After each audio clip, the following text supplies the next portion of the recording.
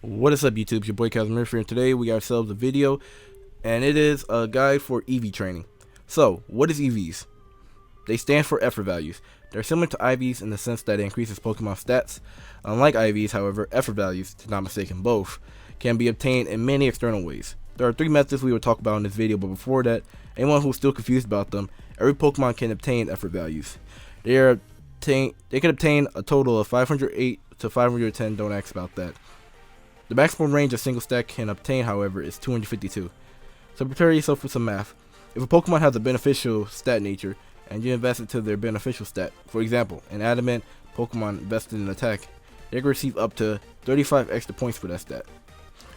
So, a level 50 adamant Barraskewda will go from 157 in attack to 192. If the Pokemon has a neutral stat, as in a stat that isn't impacted by the nature, is maxed out. So, adamant Barraskewda invested into speed will get 32 points added to their stat.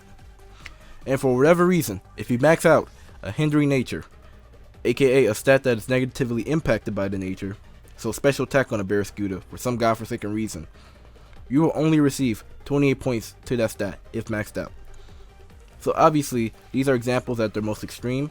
Anything in between will obviously have lower values, but this is a range I wanted to show people. So, we know what it is and how potent it can be. So let's go over the three methods to obtain it. Method 1. Defeat Pokemon for them. To do it efficiently, you will need to buy power items. Here we are at Hammerlock. You just go to this Pokemon Center and you go over here and talk to this lady, and she'll sell it to you for BP. So basically you need to beat the post game to obtain these, or you can play online. So these are power items. They tell you at the bottom like which stat they will grow in battle. They add an additional 8 points to the corresponding stat that's being farmed. March Brace only does double, so it is an option but not as efficient as the regular power items.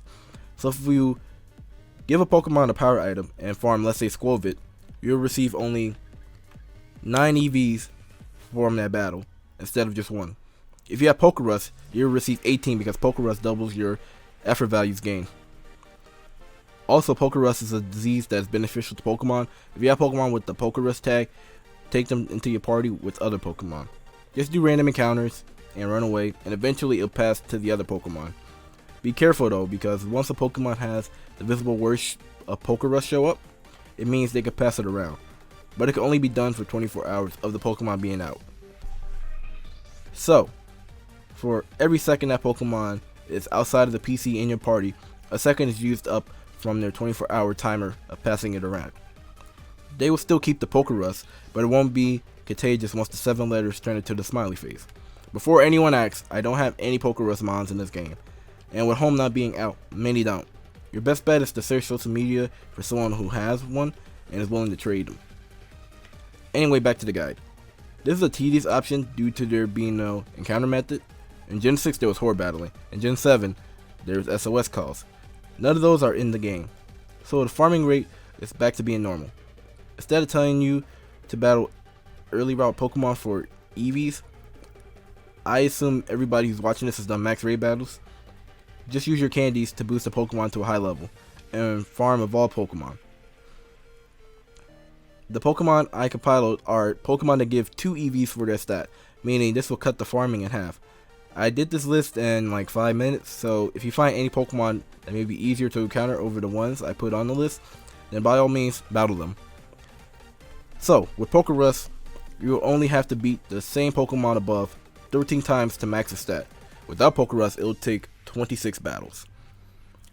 So, this is the old school method, and honestly, depending on how things go, this may actually still be one of the more efficient ways if you're not a fan of what I'm about to show you right now.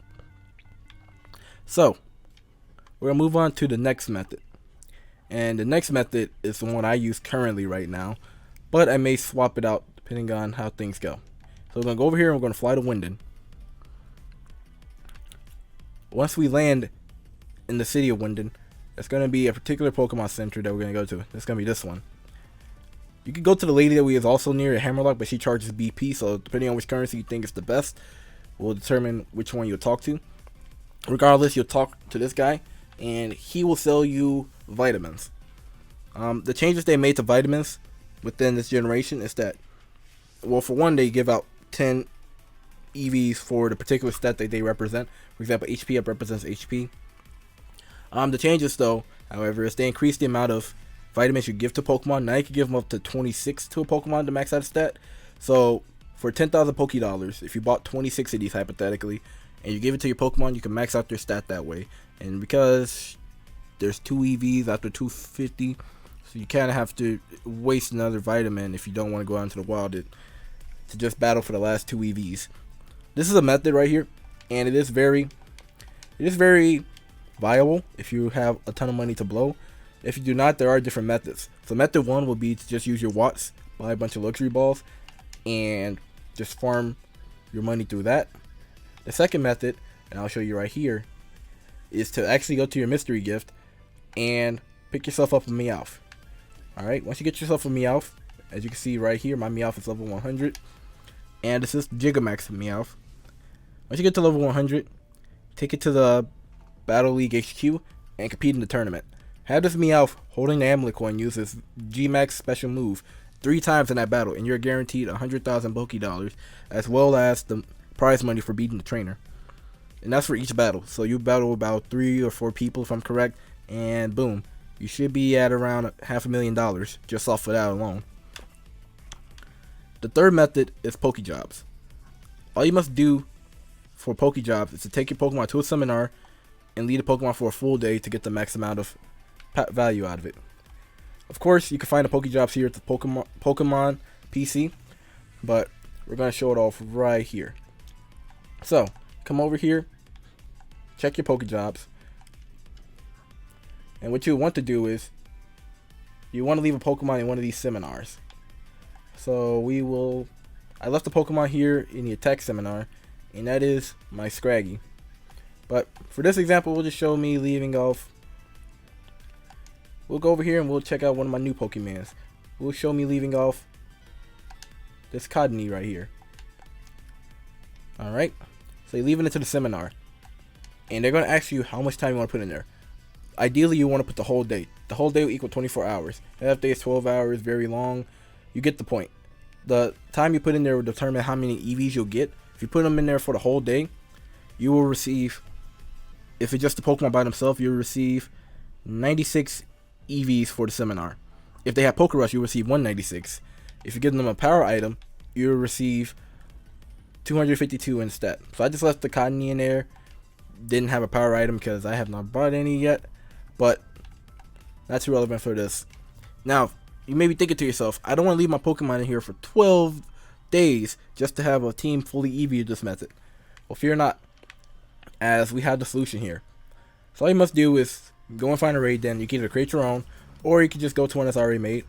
I kind of created this one, and this is going to look very familiar. Invite others at the raid den. Go to your system settings. Scroll all the way down. Turn off your clock if you haven't already. Change the date. Come back. Stop looking. Alright, this is looking very familiar. Just double check this worked. Oh hey, we got 2000 watts. Ironically, it's the same Salazzle in there, but we got 2000 watts. So now, just go back to any Pokemon Center you want. Doesn't matter, as long as you can reach a Pokemon Center and get to a PC.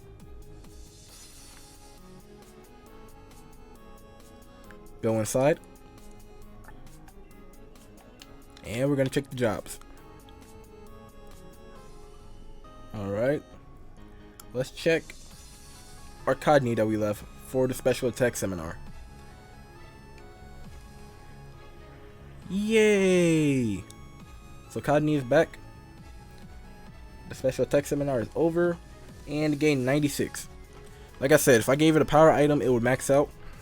So this is all you have to do. Just leave your Pokemon in here and change the date. Now, I don't work for Game Freak. I don't speak on their behalf in any way. I don't know if they'll ever patch the issue that's going on. Well, not the issue, but the exploit that's going on with the max raid dens. I don't know if they ever will, if they can, if they plan to in the future. However, while this is still a thing, I would recommend many people to try this out. I think this is the most efficient way. It doesn't cost any money. All it does is require you to change the date on your Switch. Yeah, so this is pretty much EV training in a nutshell within Sword and Shield.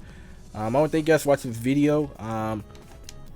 Not the most professional video I've ever done in terms of production and everything, but get you all the information you guys need. Let me know down below if there's anything else you guys want me to try to cover in a guide or give my opinion on down below. Other than that, guys, I'm about to get out of here. The gate's still open. I guess I gotta close them. So, bye.